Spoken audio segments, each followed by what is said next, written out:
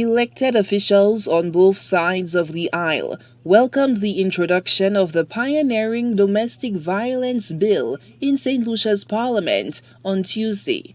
The law intends to restrain abusers' liberties against victims. Officials have touted the bill as one of the most progressive domestic violence bills in the region.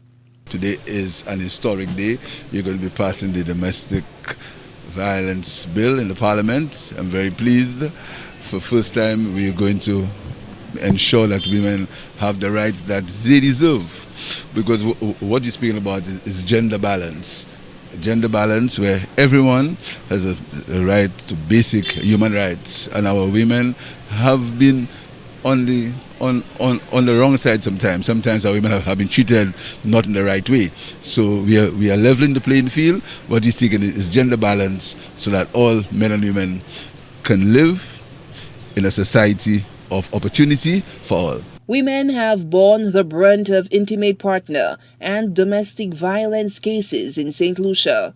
Victims of domestic violence are often short of support, subjecting mostly women to flee their homes to escape abusers. The situation is complicated when children are affected. The new law seeks to constrain abusers and is not confined within the parameters of violations of coercive sexual nature involving romantic partners. Our women, who have been the greatest victims of domestic violence, will get a sigh of relief. We are going to put things in place, put mechanisms in place, the support systems necessary, and re-educate our people so that we have a new culture where we can live in a society free of violence.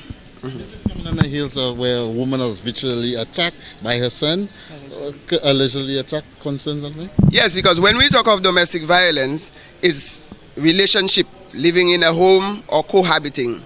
And we have violence where children are involved. And it's not just in intimate relationship between a man and a woman. You have violence where you inflict violence on children. And look now, we have children inflicting violence on adults or their parents. But all this deals with the domestic situation. We have to address that. We have to re-educate our people. We have to develop a new culture so that St. Lucians understand that in a home, that is where people need to be relaxed. That's where they need love and attention. And we cannot have hostility in a domestic situation. While the leader of the opposition welcomed the domestic violence bill, he harbored some procedural reservations in terms of the stages of the debate and passage. We're very excited. This has been a bill that's been in process for a very, very long time, and we fully support it. The only concern that we have is that an important bill like this would be going through all its readings right now. And we're not so sure that the details of the bill have been widely circulated enough for us to make sure that everybody's in full support of it. And I'm a bit taken aback because both the Speaker of the House and certainly the Prime Minister had indicated the practice of going through major bills like this at one sitting would have been stopped.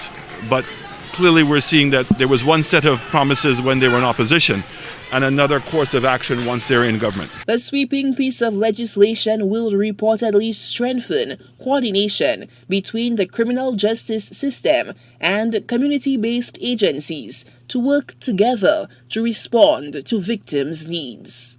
Solange Alfred, HTS News Force.